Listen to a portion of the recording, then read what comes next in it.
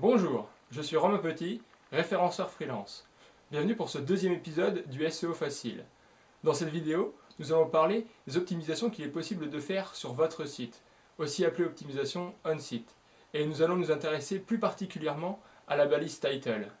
Nous verrons où la trouver, comment la simuler sous Google, et enfin, les erreurs à ne pas commettre lors de sa rédaction. On y va.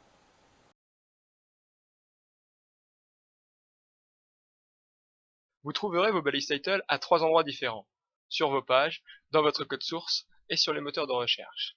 En fait, vous ne la trouverez pas directement sur vos pages, elle se situe ici, au niveau des onglets, et si vous voulez la voir en entier, il vous suffit de laisser votre souris dessus sans bouger. Je vous invite à faire le test chez vous. Au niveau de votre code source, rien de plus simple, il vous suffit de faire CTRL F puis de taper Title. Ainsi vous pouvez voir RPSO, consultant et formateur en SEO sur Niort 79, Deux-Sèvres, Poitou-Charentes. Au niveau des moteurs de recherche, plus spécifiquement sous Google, j'ai décidé de prendre en exemple le très bon site abondance.com, que je vous conseille de mettre en favori si vous voulez suivre l'actualité des moteurs de recherche et du SEO. Donc les balises title sous Google, ce sont tous les liens bleus cliquables que vous trouverez au-dessus des URL vertes. Donc ici, ici, ici, ici, ici. Pour notre site abondance.com, c'est donc abondance, référencement, SEO et moteur de recherche, puis c'est tronqué. Alors pourquoi c'est tronqué? Parce que sous Google, pour qu'une balise title apparaisse entièrement, elle doit être comprise entre 60 et 70 caractères, soit environ 500 pixels. Alors beaucoup vous diront, si vous dépassez cette limite, vous faites une mauvaise balise title. Ce à quoi je réponds oui et non. Oui, parce que il faut savoir rester concis et il faut pouvoir mettre ces mots-clés le plus tôt possible dans cette balise afin de leur donner un maximum de poids. Et non, parce qu'il faut savoir que les moteurs de recherche liront votre balise entièrement, même si cette dernière fait 90 caractères par exemple. C'est simplement les internautes qui la verront tronquée dans les pages de résultats. Mais, comme je le disais, si vous mettez vos mots-clés dès le départ, alors ça ne pose pas de problème. Imaginez un internaute qui ne connaisse pas du tout le site abondance.com, il pourra voir que ce site parlera de référencement, de SEO et de moteur de recherche.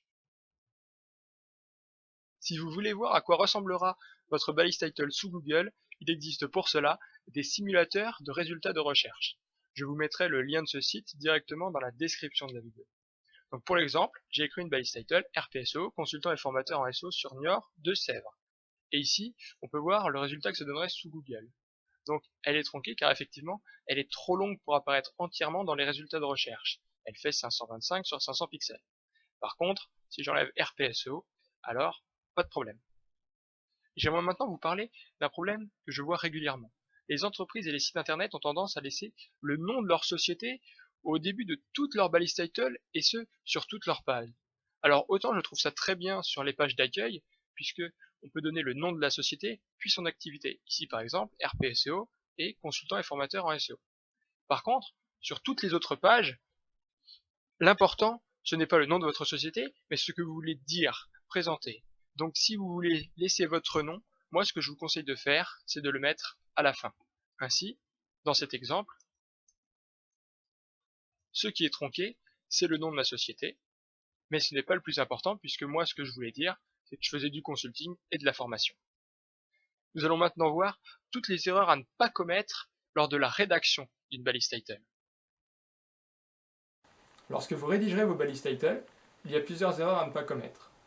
Tout d'abord, sachez que chacune de vos pages doit avoir une balise title unique.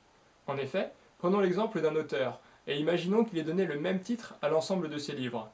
Le seul moyen de les différencier sera alors par leur contenu, mais avouez que ce n'est pas pratique. Évitez de mettre une liste de mots-clés en tant que balise title, par exemple SEO, référencement naturel, référencement payant, moteur de recherche, etc. Sinon, vous risquez d'être assimilé à un spammer.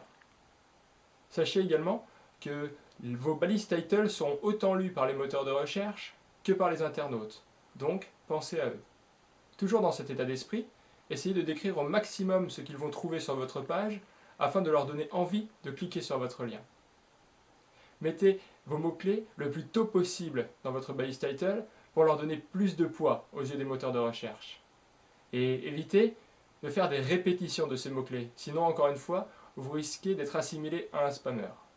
Enfin, sachez que pour que votre balise title apparaisse en entier, la place est limitée. Donc, évitez de perdre de la place avec des caractères spéciaux ou le nom de votre marque, de votre entreprise, sauf dans le cas où vous voulez développer votre notoriété. Merci d'avoir regardé cette vidéo. N'hésitez pas à la partager ou à laisser un commentaire. Et si vous avez besoin d'aide pour votre référencement naturel, contactez-moi via mon site rpseo.fr. Portez-vous bien.